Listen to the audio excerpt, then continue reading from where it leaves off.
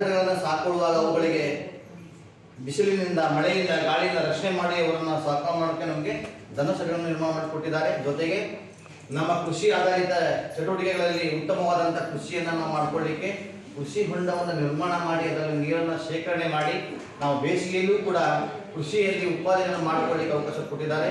ಜೊತೆಗೆ ನಾವು ರೇಷ್ಮೆ ನಾಟಿ ಆಗಿರ್ಬೋದು, ಅಡಿಕೆ ಬೆಳೆ ಮಾಡಬಹುದು, ಬಾಳೆತೋಟವನ್ನು ಅವಕಾಶ ಕೊಟ್ಟಿರುವುದಿಲ್ಲ. ಹಿಂದಿನ ಸಲ ಇತ್ತದು. ಈ ರೀತಿ ಸಾಕಷ್ಟು ಗ್ರಾಮೀಣ ಭಾಗದ ಜನರು ಸುಮಾರು ಒಂದು 4 ರಿಂದ 5 ತಿಂಗಳ ಕಾಲ ಏನು ಮಾಡ್ತೀವಿ ನಾವು ಅಂದರೆ ಈ ಕೃಷಿ ಚಟುವಟಿಕೆ ಆದ ನಂತರ ಹೇಳ್ತೀವಿ. ಹೊಸದೊಂದು ಬರ್ತದೆ. ಅಂದರೆ ಈಗ ಇಲ್ರಿ SBI ಸ್ವಚ್ಛ ಭಾರತ್ ಮಿಷನ್ ಅಡಿಯಲ್ಲಿ ಅದನ್ನು ಕೊಡ್ಲಿಕ್ಕೆ ಅವಕಾಶ ಇದೆ. ಈಗಿಲ್ಲ ಲಾಸ್ಟ್ ಟೈಮ್ ಹೋಗ್ತಾ ಇರ್ತದು. ಈಗ SBI ಅಂತ ಹೇಳಿ ಗ್ರಾಮ ಪಂಚಾಯತಿಂದ ಅದು ಕೊಡ್ಲಿಕ್ಕೆ ಇದೆ. ಎನರ್ಜಿ ಅಲ್ಲದೆ ಗ್ರಾಮ ಪಂಚಾಯತ್ ಅದನ್ನು ಕೊಡ್ಬೋದು.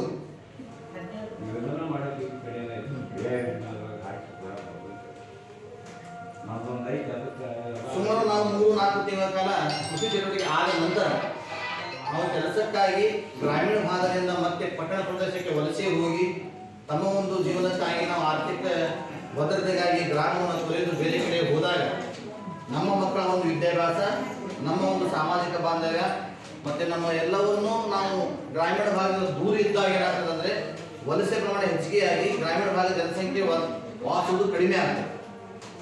ಆ ನಿಟ್ಟಿನಲ್ಲಿ ಕೆಲಸಕ್ಕಾಗಿ ಗ್ರಾಮಗಳನ್ನು ತೊರೆದು ಬೇರೆ ಕಡೆ ಹೋಗಬಾರದು ಅನ್ನೋ ಉದ್ದೇಶದಿಂದ ಉದ್ಯೋಗ ಖಾತ್ರಿ ಯೋಜನೆಯಲ್ಲಿ ತಮ್ಮ ಸ್ವಗ್ರಾಮದಲ್ಲಿಯೇ ತಾವು ಬೇಡಿಕೆ ಸಲ್ಲಿಸಿದ ಸಮಯದಲ್ಲಿ ತಮಗೆ ಬೇಕಾದಂಥ ಸಮಯದಲ್ಲಿ, ಬಿಡುವಿನ ಸಮಯದಲ್ಲಿ ತಾವು ಕೆಲಸವನ್ನು ಪಡೆದುಕೊಂಡು ಕೂಲಿಯಿಂದ ಮಾಡಿ ತಮ್ಮ ಒಂದು ಜೀವನೋಪಾಯವನ್ನು ಅಭಿವೃದ್ಧಿಪಡಿಸಿಕೊಳ್ಳಿಕ್ಕೆ ಈ ಯೋಜನೆಯಲ್ಲಿ ನಮಗೆಲ್ಲರಿಗೂ ಹಕ್ಕನ್ನು ಕೊಟ್ಟಿದ್ದಾರೆ.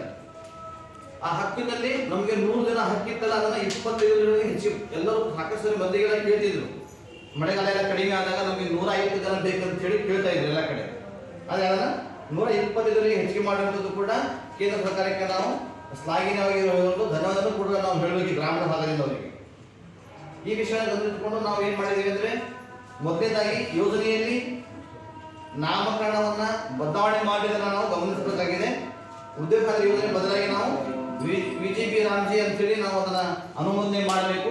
ಅದು ಎಲ್ಲರೂ ಗ್ರಾಮೀಣ ಭಾಗದಿಂದ ಗ್ರಾಮ ಪಂಚಾಯತಿಯಿಂದ ಅದನ್ನು ಜಾಥಾಗಳನ್ನು ಮಾಡಿ ಗ್ರಾಮಗಳಲ್ಲಿ ಅದನ್ನು ನಾಮಫಲಕವನ್ನು ಅಳವಡಿಸಿ ಬ್ಯಾನರ್ಗಳಲ್ಲಿ ಕೊಡುವುದು ಕೂಡ ಸರ್ಕಾರ ಈಗ ಮುಂದಿನ ನಿರ್ದೇಶ ಕೊಡ್ತದೆ.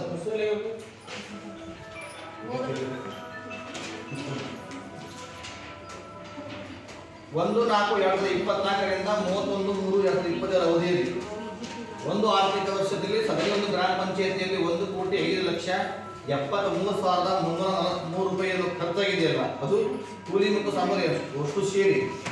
ಆದರೆ ಇಷ್ಟು ಹಣವನ್ನು ಯಾವ ಕಾಮಗಾರಿಗೆ ಖರ್ಚು ಮಾಡಿದ್ದಾರೆ ಅದು ಕೂಡ ನಮಗೆ ಎಲ್ಲರಿಗೂ ಮಾಹಿತಿ ಬೇಕಾಗಿದೆ. ಆ ಮಾಹಿತಿಯನ್ನು ಹೇಳೋದಕ್ಕೆ ಉದ್ದೇಶಕ್ಕಾಗಿಯೇ ನಾವು ಸಾಮಾಜಿಕ ಪರಿಶೋಧನೆ ಮಾಡಿ ಎಲ್ಲರನ್ನ ಸೇರಿಸಿ ನಾವು ಅದರ ಮುಂದೆ ಓದಿ ಹೇಳುವಂಥದ್ದು. ಇದಕ್ಕೆ ಸಂಬಂಧಪಟ್ಟಂತೆ ನಮ್ಮ ಗ್ರಾಮ ಸಂಪನ್ಮೂಲ ವ್ಯಕ್ತಿ ಸೀನಿಯರ್ ಗ್ರಾಮ ಸಂಪನ್ಮೂಲ ಲಕ್ಷ್ಮೀ ಪಟೇಲ್ ಶೆಟ್ಟಿ ಅವರು ಏನಿದಾರಲ್ಲ, ಅದರ ಬಗ್ಗೆ ಸವಿಸ್ತಾರವಾಗಿ ತಮ್ಮೆಲ್ಲರಿಗೆ ಅವರು ಓದಿ ಹೇಳ್ತಾರೆ. ತಾವು ಅದನ್ನು ಗಮನದಿಂದ ಪರಿಪೂರ್ಣವಾಗಿ ಕೇಳಿಸಿಕೊಂಡು ಅದರಲ್ಲಿ ನಿಮಗೆ ಏನಾದರೂ ಪ್ರಶ್ನೆಗಳಿದ್ದರೆ, ಯಾವುದೇ ಸಂದೇಹಗಳಿದ್ದರೆ ತಾವು ಅದನ್ನು ಮಧ್ಯದಲ್ಲಿ ಕೂಡ ಅದನ್ನು ಸ್ಟಾಪ್ ಮಾಡಿ ಅದರ ಬಗ್ಗೆ ಪ್ರಶ್ನೆ ಮಾಡಿ ಚರ್ಚೆ ಮಾಡಬಹುದು. ಈ ಒಂದು ಸಾಮಾಜಿಕ ಪರಿಶೋಧನೆ ಗ್ರಾಮ ಸಭೆಯಲ್ಲಿ ತಮ್ಮೆಲ್ಲರಿಗೂ ಮುಕ್ತವಾಗಿ ಚರ್ಚೆ ಮಾಡಲಿಕ್ಕೆ ಅವಕಾಶ ಇದೆ. ನಿಮಗೆ ಯಾರಿಗೂ ಕೂಡ ಸಂಕೋಚ ಬೇಡ, ಎಲ್ಲರಿಗೂ ಕೂಡ ತಾವು ಮಾತಾಡಿ ಯೋಜನೆಯಲ್ಲಿ ಏನು ಆಗಬೇಕಾಗಿದೆ ಅನ್ನೋದನ್ನು ಮಾತಾಡಿ, ಇದನ್ನು ಈ ರೀತಿ ಇರಬೇಕು ಅನ್ನೋದನ್ನು ಮಾತಾಡಿ, ಅಥವಾ ಇದರಿಂದ ನಮಗೆ ಇಷ್ಟು ಅನುಕೂಲ ಆಗಿದೆ ಅಥವಾ ಈ ರೀತಿಯಾದಂಥ ಕಾಮಗಾರಿಗಳು ಅಥವಾ ಅವಕಾಶಗಳು ಕೊಟ್ಟಾಗ ಕೂಡ ನಮ್ಮ ಗ್ರಾಮೀಣ ಭಾಗದ ಜನರಿಗೆ ಅನುಕೂಲ ಆಗುತ್ತೆ ಅನ್ನೋದನ್ನು ಕೂಡ ತಾವು ಏನು ಯಾವ್ಯಾವ ವಿಷಯಗಳನ್ನು ಚರ್ಚೆ ಮಾಡ್ತಿರಲ್ಲ ಪ್ರತಿಯೊಂದನ್ನು ನಾವು ದಾಖಲೀಕರಿಸಿ ಸರ್ಕಾರಕ್ಕೆ ಮತ್ತೆ ಬದಲಾವಣೆ ಮಾಡಲಿಕ್ಕೆ ಅವಕಾಶ ಏನಿದೆಯಲ್ಲ ಅದನ್ನು ಕೊಡಲಿಕ್ಕೆ ನಮ್ಮಿಂದ ವರದಿ ಹೋಗ್ತದೆ. ಅದಕ್ಕೆ ಇಷ್ಟು ದಿನ ಏನಾಗಿತ್ತು, 105 ದಿನಗಳ ಕಾಲ ಬೇಡಿಕೆ ತುಂಬ ಜನರಿಗಿದೆ ಅಂತ ಹೇಳಿತ್ತು. ಅದು 125 ದಿನಕ್ಕೆ ಹೆಚ್ಚಿಗೆ ಆಗಿದೆ. ಮತ್ತೆ ಕೂಡ ಕೂಲಿ ಮೊತ್ತನೂ ಕೂಡ 370 ರೂಪಾಯಿ ಈ ಒಂದು ಆರ್ಥಿಕ ವರ್ಷದಿಂದ ಸ್ಟಾರ್ಟ್ ಆಗಿದೆ. ಇಲ್ಲಿವರೆಗೆ ಏಷ್ಯಾಗಳಂತಕ್ಕಂಥ ತೊಲಕನ ನಿರ್ಣಾಯಕ ಪ್ರಸ್ತಾವಿತ